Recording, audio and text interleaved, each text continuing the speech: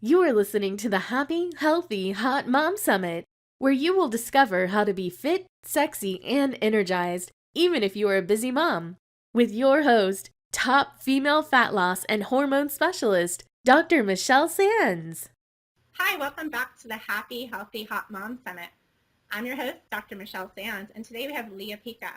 Now, today's episode is a little bit different because Leah is not a health practitioner. She's a mom just like you and me. And she went through some tough times, but her story is amazing. It's an amazing story of transformation, of strength, of courage, and persistence. And today you see she's a beautiful, vibrant woman, and she's successful in her businesses. She also has a really helpful mommy blog called The Maverick Mama that she does on the side as like just a passion to share her story with other moms and useful tips that you and I can use. Because everybody, I noticed the mommy blogger community is just full of information and fun sharing. So definitely check that out. But hi, Leah. Hi, how are you? Thank you so much for being here today. It's my honor. Thank you. So I briefly got to talk to you regarding your story, and I was just floored by just the dramatic transformation you were able to make and how you sought out health practitioners who really got it and were able to make that difference in your life. So let's get right into it, the down and dirty or from the ashes story of healing. Sure. So that's actually a great analogy. That's how I think about it. So, I've been a sick person my whole life. My mother and I almost died when I was born, and I was a NICU baby, and breastfeeding wasn't really an option. So I sort of had a bit of a deck stacked against me, and no one knew about these things back in the late 70s. And, I suffered from chronic ear infections, sinus infections. I missed almost a week of school every month for my entire grade school career, much of my college career as well. I had mono when I was 7, pneumonia, appendicitis, all these things that you think are just sort of a rite of passage, but when you have them when you're 5 years old, it's a little bit different. Yeah, that's like, oh my God, for a small child just to have all that happening to them when you see your other friends from school are running around healthy and happy, that had to not only be physically devastating, but also emotionally as well. Yeah, I think the low point was when I had chronic appendicitis for 5 years. So I saw all sorts of conventional specialists who look at your body and body parts like none of the rest of you exists. And the low point definitely came when I had a tube down my nose into my esophagus to measure acidity levels to see if I had reflux, and I had to go to school with that apparatus. Oh. So it wasn't exactly a social career-making moment for me, so it was a struggle. Oh, that's difficult. So that was the beginning of just a long line of going to different practitioners to try to get relief from your multiple different conditions. Yeah, I mean, I can't even count how many conventional doctors I saw to start for having surgery on my sinuses because they were impacted. Insane bouts of antibiotics. I was on antibiotics every month of my life for like 20 years. Probiotics wasn't even a thing back then, right? So I don't even know what my gut ecology, we talk about that now, but who knows what that looked like. But things really started to get a little better and worse in college, where I had a little more control over my diet, where I was always an environmentalist, and I heard about organics, so I started, doing things like cooking organic and things like that. But I went through phases where I ate no salt, I ate no fat for a year, just because fat is bad, right? Yeah. And and I'm not even sure what kind of havoc I wreaked on my body from all sorts of choices that I made during that time. But you're young, you're energetic, you can sleep in until noon the next day. All of that really came to a head, after I had my first child. So things kind of started declining. I was still getting sinus infections all the time, but at least I was eating organic. It's just I was still eating an organic standard American food pyramid, basically. Brown rice and brown wheat, whole wheat, everything. And wheat. Wow. Oh, sorry. I'm sorry. I was just going to ask you, at what point did we just fed up with it and decided to try to seek out alternative methods of healing yourself. Sure. So after my first son was born, my health completely collapsed. I think it was like I had these little sinister issues hiding in the curtains, but they were very well hidden. And then once he was born, the letdown of a birth experience that was completely opposite of what I'd hoped for, the complete utter exhaustion and stress and trauma of a really traumatic breastfeeding experience for 3 months. It was like a medical emergency for 3 months. I think all of that tanked my adrenals and caused like a massive immune shutdown for me, where we were all sick for about 6 months during that first winter. And I just felt like I was trying to climb out of a hole and getting punched back down every single day. It was really bad. So I was Googling one day, and I came across someone close by called a functional doctor. And the language just seemed to be a lot more like, are you wondering what's wrong? And the regular practitioners just aren't telling you. And I had just had a round of blood work from a conventional doctor, and she checked for a lot of things, but everything came back normal. And I remember her office calling me going, everything's normal, you're fine. Meanwhile, my lips were like white. I was like this pale green shade. My fingers were completely wrinkly, like I had just taken a bath, but all the time. And I couldn't function. Like most of the days taking care of my son, if I were alone, I was lying on the floor doing whatever I could to keep him engaged and thinking this was what his first year looked like, a mom who could barely move. And it just had to stop. So discovering functional medicine was a major turnaround point. He found that I was genetically intolerant to wheat, which I ate every single meal, and dairy, and that I had a thyroid issue. My vitamin D was at like a critically low level. These things that no one tells you to look out for, and you just don't know. Yeah, it's because you're not, like the conventional doctors, God bless them, they went to medical school because they want to help people and they want to save lives. And what they're trained to do is to save lives. And right. if you're not, clinically dying or in danger of dying, if they don't have a condition to diagnose you with, then unfortunately their hands are tied and they can't help you. So in their view, when they're telling you you're fine, they're really telling you you're not in danger of dying. Right. You're not going to croak in front of me. But that's not how we don't want to live just above dying, so you want to live optimally and you want to live a healthy, vibrant, exciting, fulfilling life. So exactly. Functional medicine is definitely, a pillar of, their goal is to optimize your health and to prevent you from falling into disease and to get you to that healthy level. So I'm so glad you found that person. Yeah, I mean, I think about how many people in my family and surrounding families have cancer, and it's like a lightning bolt that hits you out of the sky. Where did it come from? Right. When really now I understand cancer is a lifetime of choices that lead to inflammation, and I'm sure I was on some sort of track for that with all of the issues that I've struggled with. That's so true. So what was funny about that was I learned a lot from that experience, but going gluten-free didn't really move the needle for me. It was a whole year later, and I actually was starting to crater a little bit. And I think the stress also of wondering, when is that day I'm going to get up and my joints won't be screaming and I won't feel like I've been clubbed in the head, it wasn't coming. So I remember, I'll never forget this moment. I was Googling about attachment parenting, of all things.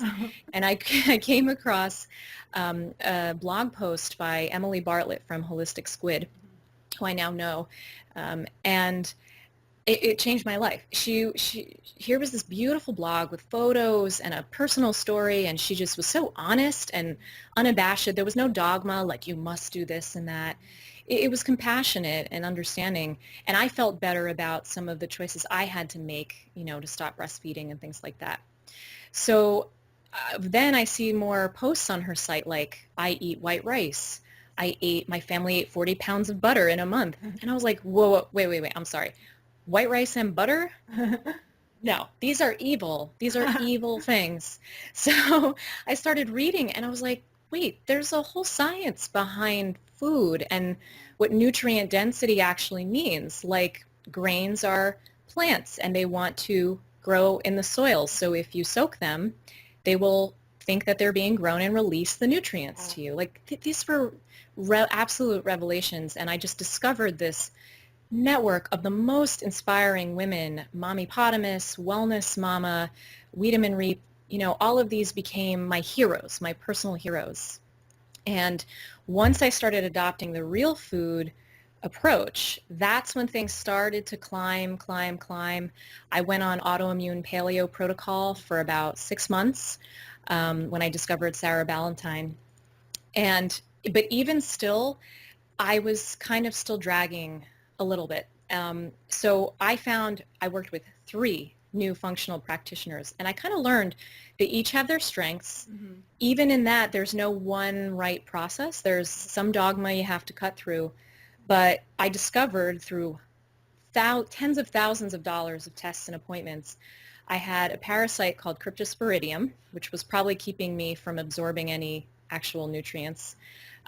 Severely iodine deficient hypothyroidism. I had activated Epstein-Barr, and a tick-borne disease called Babesia.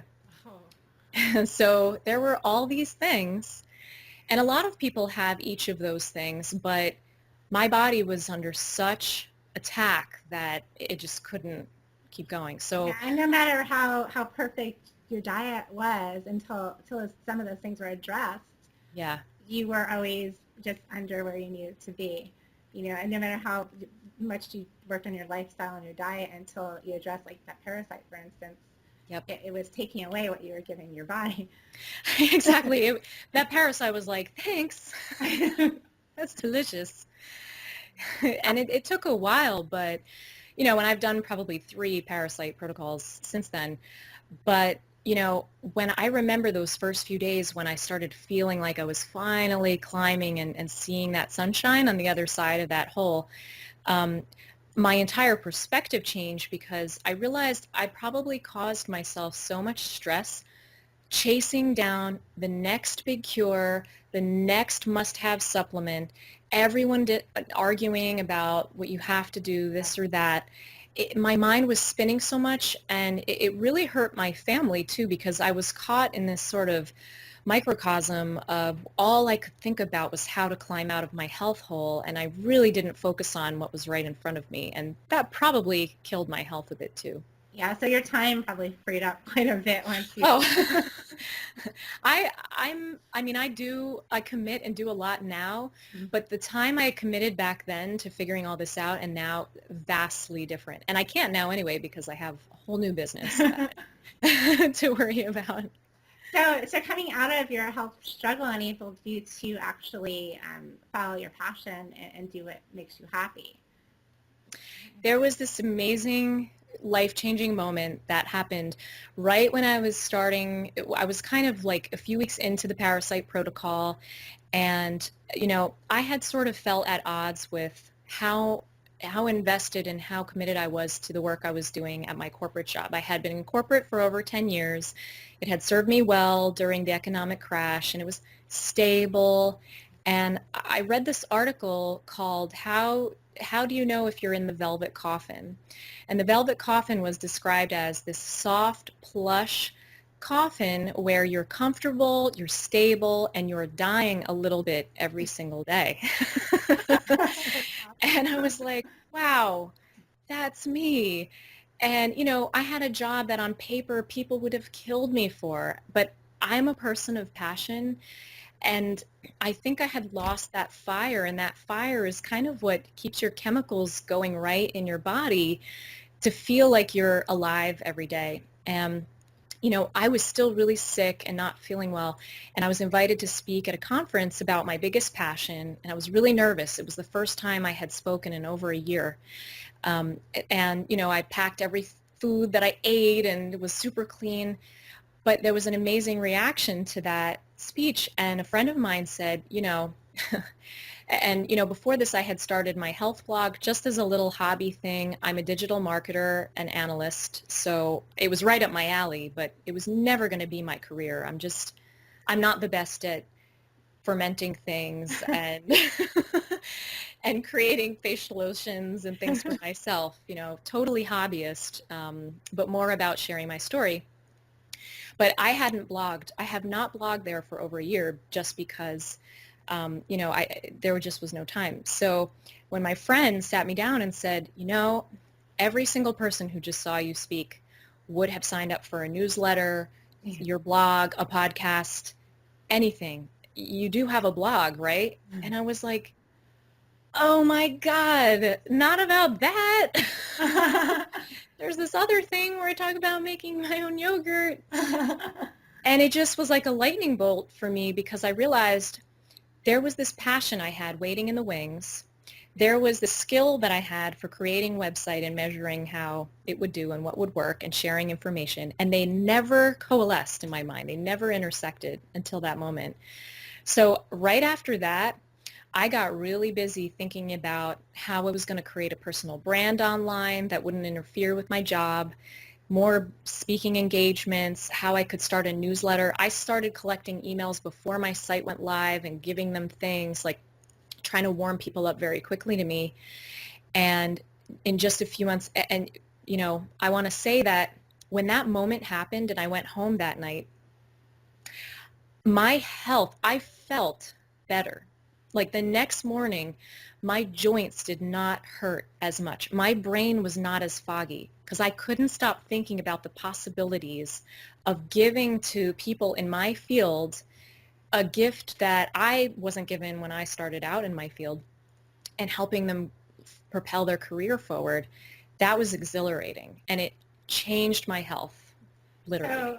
So like doing what you love, actually, you're feeding yourself, you're feeding your heart and your passion. It's almost like feeding your cells food. So I think it's so true. I think when you work at like a corporate job, it might be a good job if it's not something that you're ultimately passionate about. It's true. I love your velvet coffin analogy because you're not feeding your soul and your spirit when you're doing that. So you maybe, and a lot of people, they have a lot of stress when it comes to their job. And so, I mean, stress in any form is stress from the gluten that you're eating causing inflammation in your body. That's a form of stress. If you break your leg, that's a form of stress. But the mental, emotional stress, your boss breathing down your neck, deadlines, just doing something that you just don't love. Like if you sell windows for a living and you don't love windows, it's probably causing a little effect on your health. So that is something that people don't always talk about, though. Maybe it's because they're stuck in jobs they don't like and it makes them uncomfortable. Which is crazy. That never happens. It's so funny you mentioned the emotional aspect because I was a dog with a bone with the right supplement, the right food, something I could touch. And what I was ignoring was that every single day from the minute I got out of my car and like smelled the mold in my office's parking garage and walked through the door with the badge around my neck, it would get heavier, like the One Ring from Lord of the Rings. It was a weight, and I would take it off and I would sit and I would go, am I going to leave here today having moved someone forward or helped someone in their life with the skills that I know can help them? No, I wouldn't. And I really didn't address the emotional aspect for a long time. I tried to pretend that part wasn't there. And, as part of my overall health coaching, I joined a relationship health group that has also just not only transformed my relationship with my husband, my family, my child, but with myself and my body. It's when you have that many health issues, and I've also had a lot of, intimacy related health issues, you really start to hate your body sometimes. Like, I hate you. I like the way you look, but I hate the inside of you. And, that can take away the happy, healthy, hot feeling. Exactly. Didn't feel that way for a long time. Yeah, I think that, like, I always talk about with my clients and people that know me about, like, energy and, like, the energy that you get from working in an area that you're passionate about or being with people that you love or doing something that you enjoy. You have you're vibrating on a different level than if you're doing something that is tedious or because you have to. If you're doing something because you love it, then you're already going to be ahead of the game when it comes to your health, when it comes to your energy, when it comes to your well-being. Right. And I think people really have to say, if they're not feeling that fulfillment every day, don't get trapped thinking, I need to do this, because I felt very burdened by the medical debt that I racked up. Like, I can never leave this job because how am I going to pay for anything? Right. But I'm making it work. I've already recouped all of my full salary and then some, which, is chipping away at also business. I've made a lot of investments, but it's because I don't want to waste any time doing something not right times 10. I'm committed in all aspects, and sometimes that's too much, but it's because I hate making the same mistakes that others have made before me, and I can learn from them as a learning opportunity. So your health issues were one part of the struggle, but for some of the moms out there, maybe they don't have all the things that you had to deal with, but like having your own business and succeeding in your passion, doing that and balancing being a mom. Can you talk about that for a little bit? As I know, a lot of times you become a mom, you take on that new role of motherhood, and then you kind of shove to the side your own passions and dreams because now you're focused on the dreams of your child. Yeah. Raising that child. So how do you balance that? Because it seems like you do a great job of being a wonderful mom and then also being really in touch with what you want in life. Oh, it does seem that way, yes. And I would say that about all of the other mommy bloggers that I see, and I'm always refreshed when I see a post about how everything feels like it's going to come apart any second. Yeah, the wheels are almost off. Yeah, exactly. I focus a lot of learning on productivity, and that actually has always been a passion of mine, but I'm a lazy morning person. I'm like dragging myself out of bed when my son's kept me up since 5 a.m. But, I am a person of many passions. I was a musical theater performer in high school and college. I used to dance hip hop and flamenco, and I thought this was my career. But those things also stoked my fire, and I had to put them aside, with jobs and a child. But the first thing I'm doing is I'm now channeling my dreams onto him, and I'm letting him try them on for size. So my toddler is 3, but he's like going on 12. And, I sing to him all day. He's always asking me to sing, and he has an amazing repertoire. He sings with me now. If he'll love to sing one day, great. If not, that's okay. I'm not going to force my dreams on him, but I just want him to let him try them on. With dancing, every day he requests a dance party, and I'm putting on Pitbull and Flo Rida and Lady Gaga, and we jam out. We have a strobe light. My husband's there.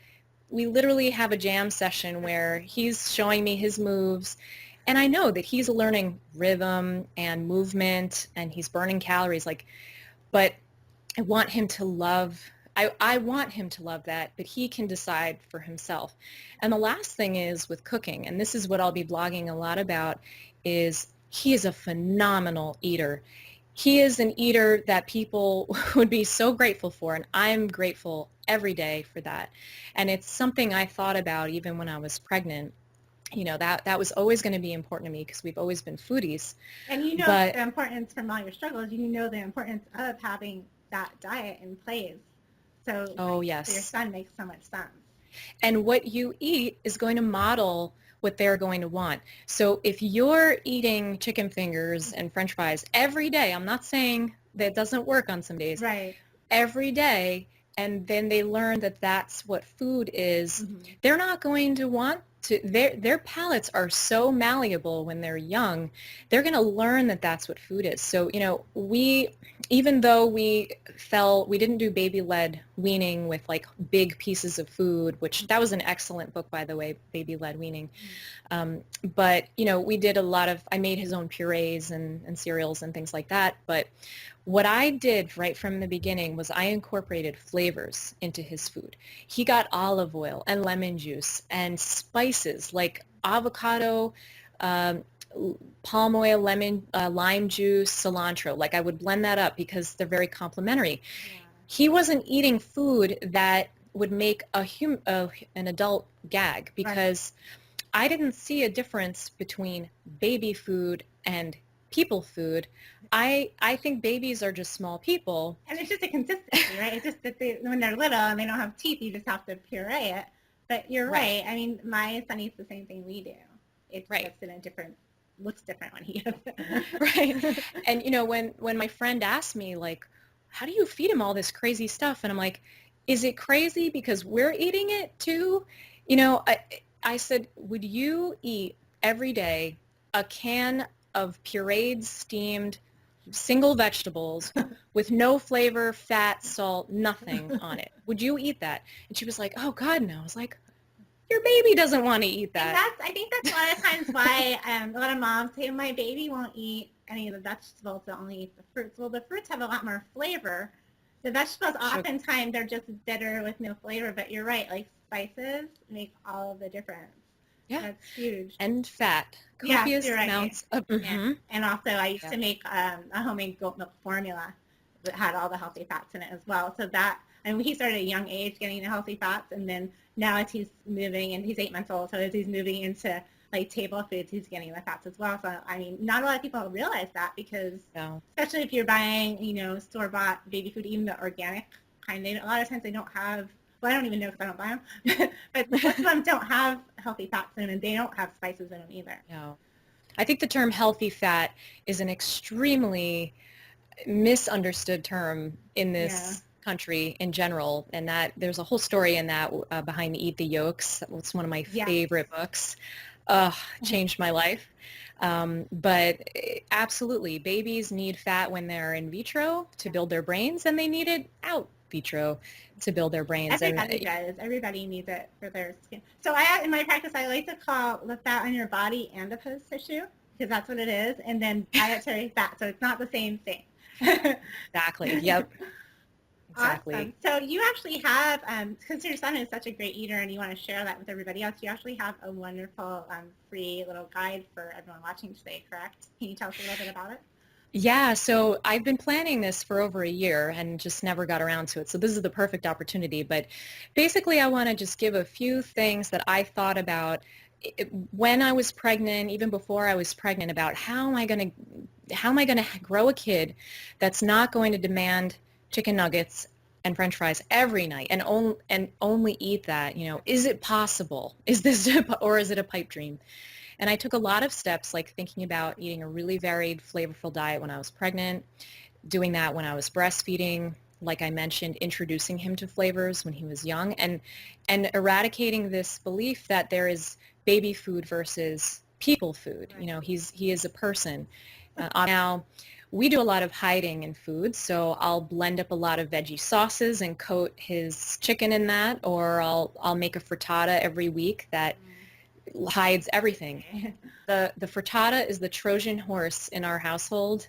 Anything will go in that. Yeah, belly. that's an awesome place just to hide all the vegetables that, maybe they're not good on their own, but in that frittata, they taste wonderful.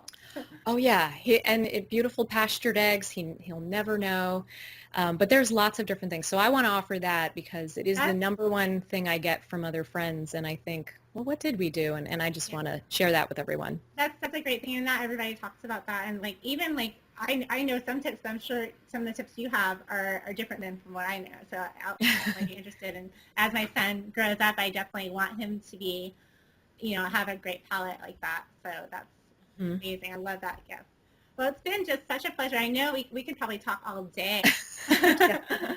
But I'm super excited to have you here and just to share your story. I mean, thank you so much for just being so transparent and just sharing, being vulnerable and just sharing with us, some hard stuff to talk about. Yeah, it's painful to think through, but when I was down in that point, I thought there's going to come a day where this story is going to come in handy. I love to speak, I love to connect, and maybe this story is going to help someone else feel like there's no way out when it took a year, but every morning I wake up and I do yoga on my deck in the sun and have gratitude that I'm not in pain and I'm able to chase after my son and have a dance party with him and just live that fulfilling life that I dreamt of. That's a beautiful story. It's a beautiful story. And I just commend you for persevering and not giving up, because it's definitely, when you're sick and you're trying and things aren't working, it's so easy just to give in and just to, that message, just keep going. All of these stepping stones was what propelled me forward. So when you feel like you're not getting any headway and there isn't a light, I would say take the next step to find a community that understands and can relate, and you never know, you're going to get that one tidbit that pushes you forward. That's awesome. Well, thank you so much for being here today. It was my pleasure. Have a wonderful day. Bye. You too. Thank you so much for tuning in. I hope that you received a lot of value out of this interview. I know that I did. I want you to open up to the possibility of making this new year the greatest opportunity that you have had so far to improve your life. This is about breaking out of paradigms. It's about learning the art of living. It is about honoring who you are as a woman as you discover who you are as a mother. It is about taking care of your body, mind, and spirit so that you can take better care of your family and be a shining example, a role model for your children so that they can grow up to be healthy, happy, and successful. I promise to continue to bring you educational, empowering, and inspiring content to help you achieve the body that you dream about and the life that you are meant to live. Stay tuned for more value-packed interviews, and be sure to check out all the resources on my website, metabolicmama.com. Until next time.